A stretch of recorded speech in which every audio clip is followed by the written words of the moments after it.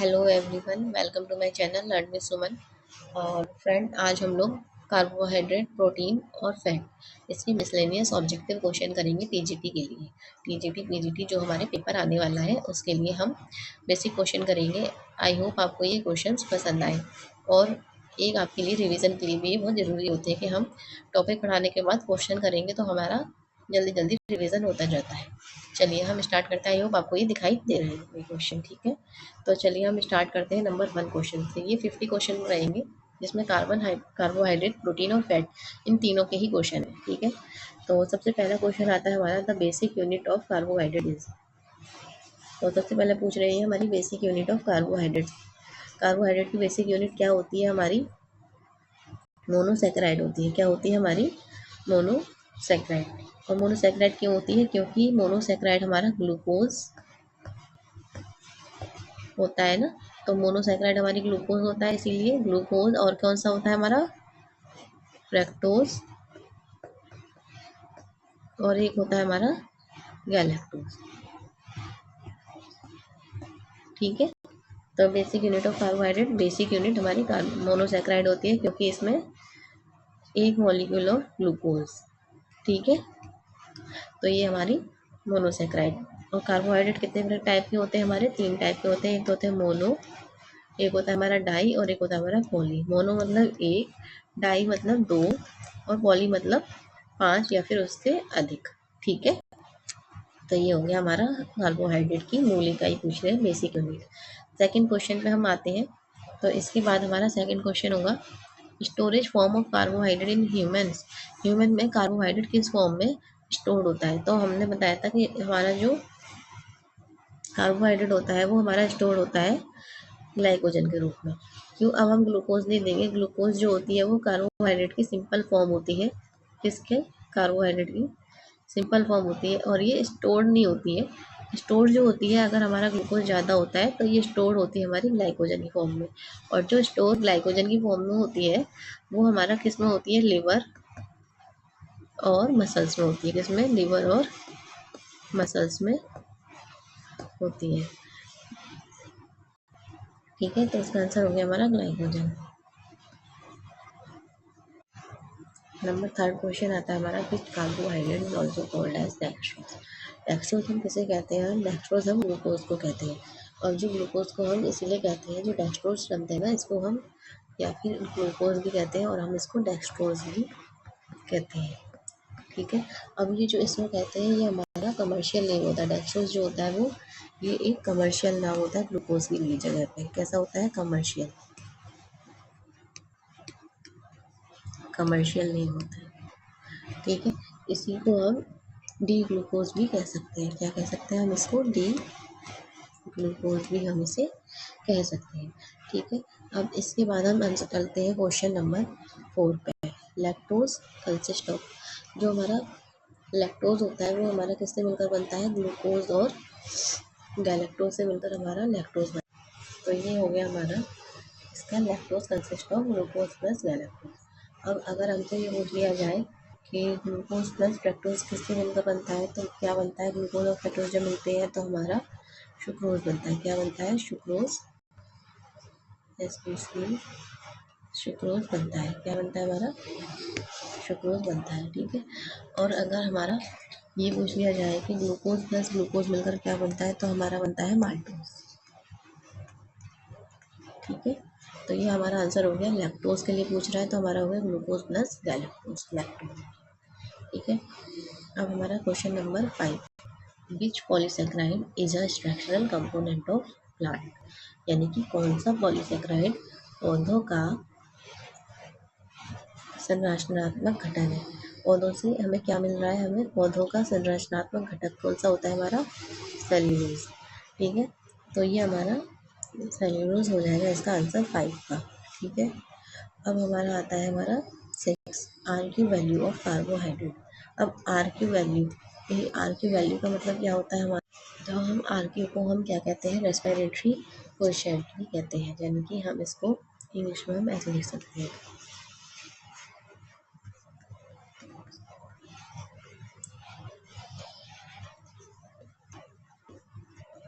Question यानी कि श्वसन गुणांक, क्या कहते हैं, इसे श्वसन गुणांक ही हम इसे कहते हैं। और ये होता क्या है, इसीलिए इसका मान क्या होता है हमारा 1 होता है। और ये होता है हमारा जो हम कार्बन डाइऑक्साइड जो हम निकालते हैं, यानी कि कार्बन डाइऑक्साइड के बराबर ही हमारा ऑक्सीजन, दोनों का जो आयतन होता है वो हमारा सेम होता है। तो इसीलिए और सेम होने के बाद जो उसका गुणांक आता है वो हमारा 1 आता है। ठीक है, तो इसी को हम इसका रेस्पिरेटरी क्वोशिएंट कहते हैं। जैसे हमारा जो एक एग्जांपल था, जो हमने रेस्पिरेशन की, अगर हमें कभी प्रक्रिया याद हो तो C6H12O6 ये होती थी plus 6O2।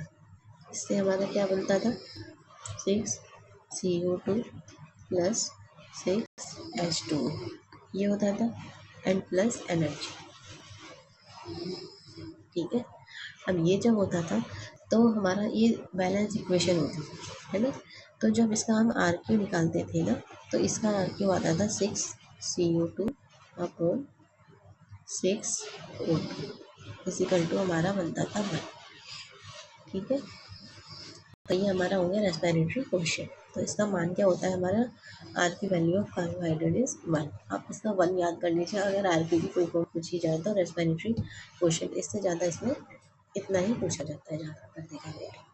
Which enzyme hydrolysed starch,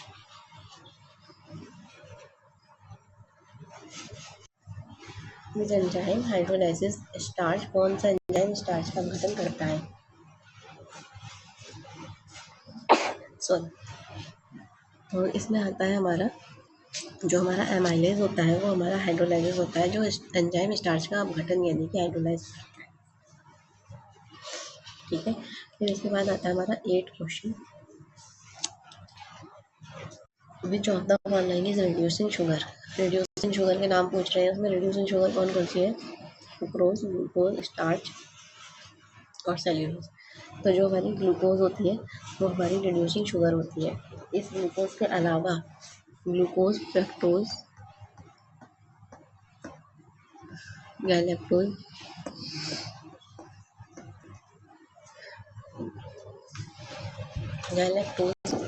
ये हमारी रिड्यूसिंग शुगर होती है। अगर हमसे पूछ लिया जाए कि रिड्यूसिंग शुगर कौन कौन सी होती है, तो हमारी कौन कौन सी हो गई, ग्लूकोज, फ्रक्टोज, गैलेक्टोज और 2 और भी होती है हमारी, माल्टोज और हमारी लैक्टोज। ठीक है, तो ये हमारी 2 रिड्यूसिंग शुगर, 5 रिड्यूसिंग शुगर हमने इसमें बता दी। ठीक है, और हमारे पास जो ऑप्शन है वो हमारे पास ग्लूकोज है। अब ग्लूकोज अगर नहीं दिया है तो हमें ये भी पता होना चाहिए कि हमारा फ्रक्टोज भी रिड्यूसिंग शुगर है, और हमारा गैलेक्टोज और हमारा माल्टोज भी हमारा रिड्यूसिंग शुगर है। इसके बाद हम चलते हैं क्वेश्चन नंबर 9 पे। Carbohydrate that can not be hydrolysed further, वह कार्बोहाइड्रेट जिसे और नहीं तोड़ा जा सकता, मतलब कि क्या, कौन सा कार्बोहाइड्रेट है जिसे हम नहीं तोड़ सकते, तो वो जाहिर सी बात है वो हमारा मोनोसेक्राइड होगा। ठीक है, डाइसेक्राइड हमारा टूटेगा मोनोसेक्राइड में। ठीक है, पॉलीसेक्राइड में टूटेगा, पहले डाई में टूटेगा और फिर मोनो में टूटेगा। ठीक है, तो अब हमारा इसका आंसर क्या हो जाएगा, हमारा बी। ठीक है, तो ओलिगोसेक्राइड, ओलिगोसेक्राइड हम इसको, ये भी हमारा टूटेगा। ठीक है, तो सबसे पहले जो हमारी सिम्पलेस्ट फॉर्म होती है हमारा कार्बोहाइड्रेट को हम 3 पार्ट्स में तो डिवाइड कर रहे थे। जो सबसे पहले आता है हमारा मोनो, डाई और एक आता है हमारा पॉली। ठीक है, अब जो मोनो होता है इसमें 1 होता है, डाई में 2 होता है और पॉली में हमारे 5 या इससे अधिक होते हैं।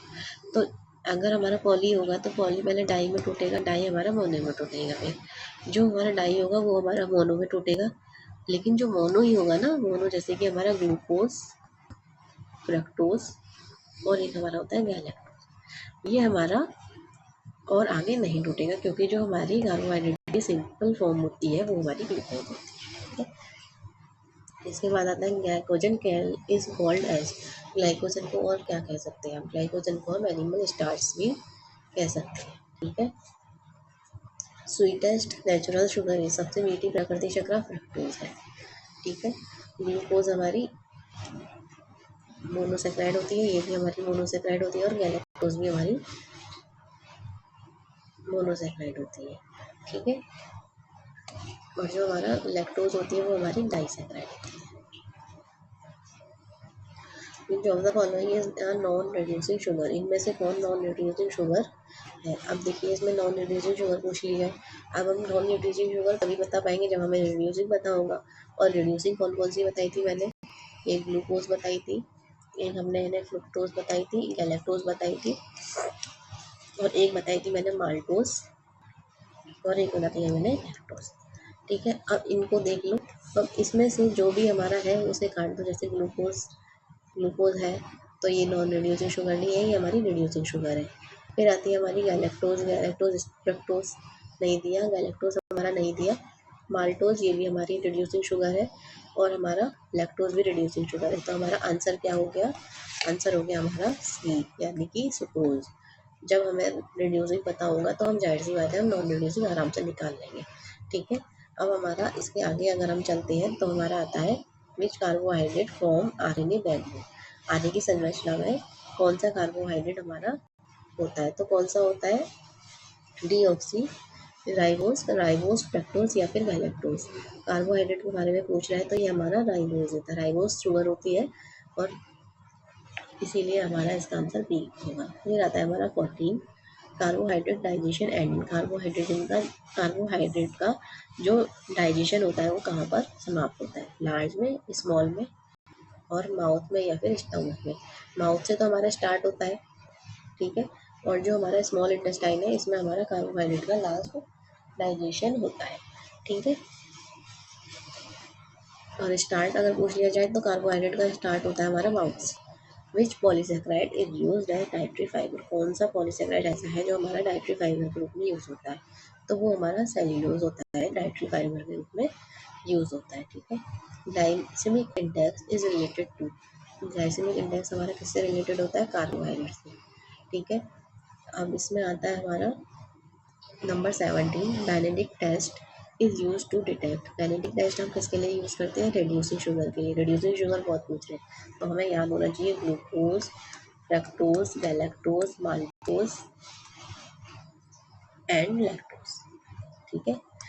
तो हमारा बेनेडिक्ट टेस्ट किसके लिए यूज़ होता है, लैक्टोज के लिए, यानी कि रिड्यूसिंग शुगर के लिए यूज होता है, ठीक है। अब इसके बाद आता है हमारा basic unit of protein. Protein की मूल इकाई पूछ रहे हैं तो हमें पता है प्रोटीन की मूल इकाई हमारी अमीनो एसिड होती है, ठीक है। अब इसके बाद हमारा पूछते हैं 19 essential amino acid. Essential amino acid यानी कि आवश्यक अमीनो एसिड कौन से होते हैं, जो produced by body, non synthesized by body, stored in liver या कन्वर्टेड इनटू ग्लूकोज। यानी कि जो हमारी बॉडी में सिंथेसाइज, जो हमारी बॉडी में नहीं बनते वो हमारे आवश्यक अमीनो अम्ल होते हैं, इनको हमें बाहर से लेने की ज़रूरत पड़ती है, ठीक है, इसीलिए ये हमारे आवश्यक होते हैं। और जो हमारे बाहर हमारी बॉडी में ही प्रोड्यूस हो रहे हैं उसे हम नॉन इसेंशियल में रखते हैं, इसमें हम नॉन इसेंशियल में रखते हैं, ठीक है।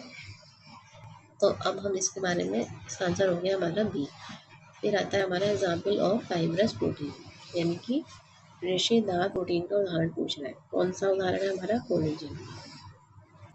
फाइब्रस प्रोटीन इज अ रेशेदार प्रोटीन।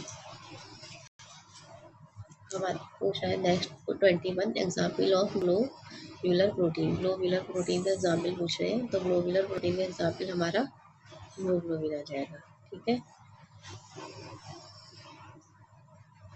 तो प्रोटीन का उदाहरण हमारा हीमोग्लोबिन हो गया। और जो हीमोग्लोबिन होता है ये हमारा, अगर हम केमिकल इस पर देखें, केमिकल स्ट्रक्चर के आधार पर, तो ये हमारा कंपाउंड प्रोटीन होता है। कौन सा, कंपाउंड, ठीक है।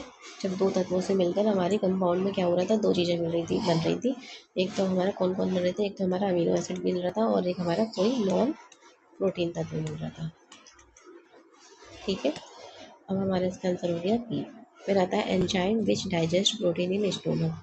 हमारे पेट में प्रोटीन को पचाने वाला कौन सा एंजाइम होता है, तो जो हमारा पेट में हमारा पचाता है प्रोटीन को वो होता है हमारा पेप्सिन, ठीक है।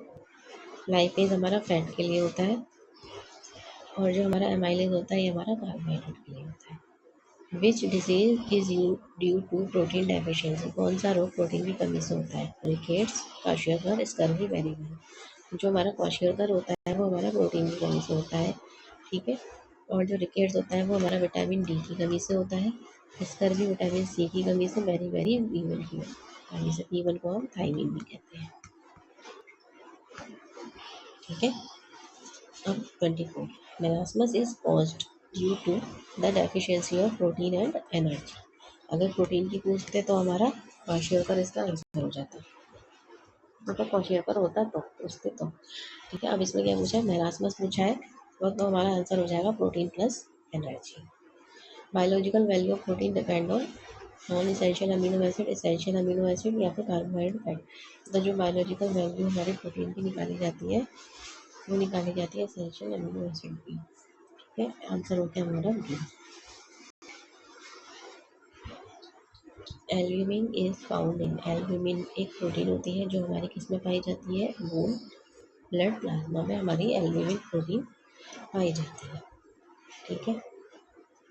Protein that act as hormone, protein हमारा कौन सा प्रोटीन हार्मोन की तरह कार्य करता है, तो कौन सा प्रोटीन हमारा हार्मोन की तरह कार्य करता है, इंसुलिन। ठीक है। विच bond link amino acid in protein, amino acid में कौन से बॉन्ड पाए जाते हैं, पेप्टाइड बॉन्ड पाए जाते हैं, पेप्टाइड बॉन्ड या फिर पेप्टाइड लिंकेज बॉन्ड। और जो हमारा एस्टर बॉन्ड जो होते हैं वो हमारा फैट में पाए जाते हैं। ठीक है। और फिर वो प्रोटीन की प्राथमिक संरचना बनी रहती है। Primary structure of protein is maintain by, कौन करता है, हमारा पेप्टाइड बॉन्ड। ये हमारे ऐसे प्रोटीन एक चैन बनाते हैं जिसमें हम पेप्टाइड या पेप्टाइड लिंकेज बॉन्ड कहते हैं। ठीक है। अब नेक्स्ट क्वेश्चन है हमारा 30 में पूछ रहा है हमारा, protein that transport oxygen, oxygen का परिवहन करने वाला प्रोटीन कौन सा होता है, तो जाहिर सी बात है हमारा ऑक्सीजन का परिवहन हमारा हीमोग्लोबिन के थ्रू होता है। हीम क्या होता है हमारा, हीमो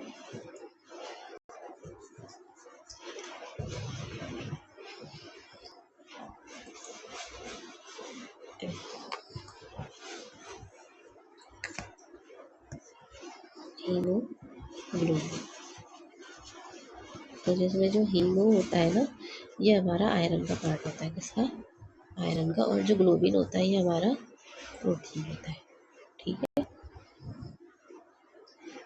और कैरोटीन, ये भी हमारा प्रोटीन होता है, नाखूनों में पाया जाता है। Protein present in hair and nails, देखिए आ गया ये वाला क्वेश्चन, कैरोटीन अभी बता रही थी मैं इसी के बारे में। तो ये हमारा कौन सा प्रोटीन, बालों और नाखूनों में कौन सा प्रोटीन पाया जाता है, कैरोटीन नाम का प्रोटीन पाया जाता है। Enzyme that digest protein in intestine, आंत में प्रोटीन पहले वाला एंजाइम कौन सा होता है जो आंत में प्रोटीन को पचाता है, वो होता है हमारा ट्रिप्सिन।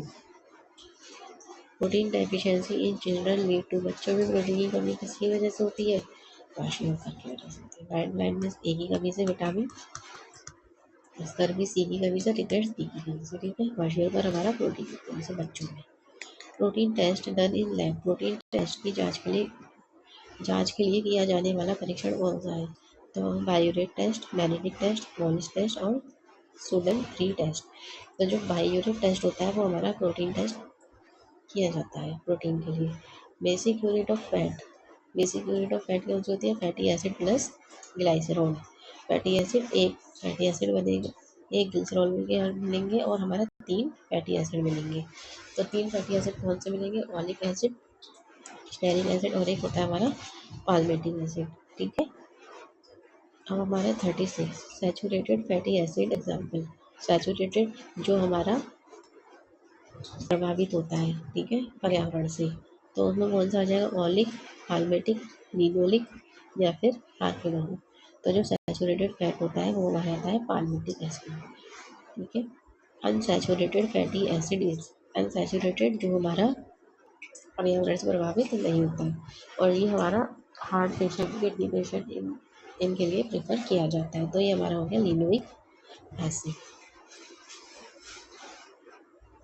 38, फैट सॉल्युबल विटामिन और blood clotting, fat soluble vitamin कौन से होते हैं, और जो हमारा ब्लड क्लॉटिंग के लिए ज़रूरत होता है वो होता है हमारा विटामिन डी, यानी कि आंसर हो गया हमारा विटामिन डी। ए हमारा नाइट ब्लाइंडनेस के लिए ज़रूरत होता है, और जो हमारा ई होता है वो हमारा फर्टिलिटी के लिए विटामिन डी कहा जाता है। ठीक है। तो जो विटामिन डी होता है वो ब्लड क्लॉटिंग के लिए ज़रूरी होता है। ये इसका आंसर इसमें गलत दिया हुआ है, तो विटामिन डी नहीं होता है। Fat soluble vitamin for blood clotting के लिए fat soluble vitamin A D E के तीनों होते हैं, चारों होते हैं। और जो हमारा डी जो होता है वो तो हमारा सनशाइन विटामिन होता है। ई जो होता है वो एंटी फर्टिलिटी विटामिन होता है, फर्टिलिटी के लिए ज़रूरी होता है वो हमारे लिए, ठीक है। और जो के होता है ना, वो होता है ब्लड क्लॉटिंग के लिए, उसे कहते हैं ब्लड क्लॉटिंग एजेंट भी कहते हैं, इसे ब्लड क्लॉटिंग एजेंट भी कहते हैं, ठीक है। तो वो गलत दिया होता है इसमें आंसर, मुझे लगा तो मैंने चेक किया, तो ये हमारा इसका आंसर हमारा ब्लड क्लॉटिंग यानी कि विटामिन के इसका आंसर हमारा हो जाएगा, ठीक है। तो fat soluble vitamin for blood clotting vitamin के। अब इसमें आता है emulsification of fat is done by. Emulsification किसके थ्रू होता है? बस आता है इमल्सिफिकेशन हमारा बाइल सॉल्ट के थ्रू होता है। गुड कोलेस्ट्रॉल कौन सा होता है हमारा? एलडीएल, एचडीएल, वीएलडीएल या फिर काइलोमाइक्रोन। तो जो एचडीएल होता है वो हमारा गुड कोलेस्ट्रॉल होता है। एचडीएल की फुल फॉर्म क्या होती है? High density lipoprotein. और ऐसे ही हमारी एलडीएल की होती है लो डेंसिटी लिपोप्रोटीन।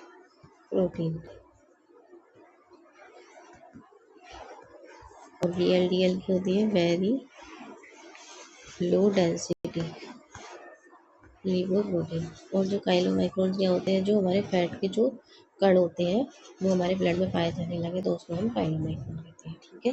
तो ये हमारा कोलेस्ट्रॉल हमारा एचडीएल हो गया। बैड कोलेस्ट्रॉल एलडीएल होता है, ठीक है। अभी इसकी फुल फॉर्म मैंने ऊपर बताई है। Essential fatty acid, essential fatty acid यानी कि कौन सी ज़रूरत होते हैं हमारे? जो वो होते हैं हमारे लिनोलेनिक और लिनोनिक एसिड, ठीक है। अब जो हमारे इसेंशियल होते हैं ना, इसके अलावा एक और हमारा एक इसेंशियल अमीनो एसिड होता है लिनोलिक और लिनोलेनिक, ठीक है। तो इसके अलावा एक हमारा अमीनो एसिड जो होता है वो होता है हमारा आर्केडोनिक। वो आर्केडोनिक जो हमारा लिनो एक और हमारा इसेंशियल फैटी एसिड होता है। तो ये तीन होते हैं हमारा लिनोलेनिक और एक होता है हमारा आर्केडोनिक, जो कि हमारा एनिमल सोर्स से प्राप्त होता है। अगर हमारा पूछ लिया जाए कि आर्केडोनिक हमारा किससे प्राप्त होता है, तो हमारा एनिमल सोर्स से मिलता है। और जो लिनोलिक और ये लिनोलेनिक जो होता है वो हमारा प्लांट से प्राप्त होता है। दोनों ही जो हमारे होते हैं वो प्लांट सोर्स से प्राप्त होते हैं, ठीक है। अब इसके बाद आता है हमारा ketosis occurs due to the break down of. Ketosis किसके टूटने से होता है? कीटोसिस हमारा फैट के टूटने से होता है, ठीक है। लाइपेज एंजाइम टाइपेज। लाइपेज किसके डाइजेशन के लिए जरूरी होता है? मैंने बताया था प्रेशर भी फैट के लिए, ठीक है। Site of fat absorption in body. शरीर में वसा का अवशोषण कहाँ होता है? तो शरीर में वसा का अवशोषण हमारा स्मॉल इंटेस्टाइन में होता है। Storage site of fat in body. वसा कहाँ संग्रहित होती है हमारी? जो एडिपोज टिश्यू होते हैं हमारे मसल्स में, उसमें उसमें ये हमारी स्टोर होती है। फिर आता है 46 question 47। Which fat is liquid at room temperature. खबरीय तापमान पर कौन सी वसा द्रव अवस्था में होती है? सैचुरेटेड या अनसैचुरेटेड, ट्रांसफैट या फिर नॉन। जो अनसैचुरेटेड होती है वो रूम टेम्परेचर भी हमारी लिक्विड फॉर्म में रहती है, ठीक है। रूम टेम्परेचर हमारा कितना होता है? 20 to 25 degree centigrade. Energy yield of 1 gram of fat, तो ये होती है 9 किलो कैलोरी। और ये हमारी जो 4 किलो कैलोरी है हमें कार्बोहाइड्रेट और हमें प्रोटीन से मिल रही थी, ठीक है। Omega 3 fatty acid is beneficial for. Omega 3 किसके लिए ज़रूरी होता है? बोन स्ट्रेंथ, हार्ट, आई के लिए, ये डाइजेशन, हार्ट हेल्थ के लिए हमारा ओमेगा 3 फैटी एसिड की हमें ज़रूरत होती है। Last question. Test use for fat detection in lab. Fat के लिए प्रयोगशाला में परीक्षण कौन सा किया जाता है? तो ये जो सुडन 3 टेस्ट होता है ये हमारा फैट के लिए किया जाता है, ठीक है। तो बेनेडिक्ट टेस्ट जो था वो हमारा कार्बोहाइड्रेट के लिए किया जाता है, ठीक है। और जो बायोरेट टेस्ट है ये हमारा प्रोटीन के लिए किया जाता है, ठीक है। और जो हमारा मॉलिस टेस्ट होता है ये भी हमारा प्रोटीन के लिए किया जाता है, और जो स्टूडेंट टेस्ट होता है ये हमारा फैट के लिए किया जाता है। ठीक है, तो ये मेरे 50 क्वेश्चन इसमें कार्बोहाइड्रेट, प्रोटीन और फैट से रिलेटेड हुए। आपको ये बताना है कि ये मेरे क्वेश्चन आपको कैसे लगे। तो अगर आपको अच्छे लगे तो लाइक, सब्सक्राइब और कमेंट जरूर करिए। Thank you. आगे के लिए आगे की क्लास में मैं और अच्छे क्वेश्चन लेके आने की कोशिश करूँगा।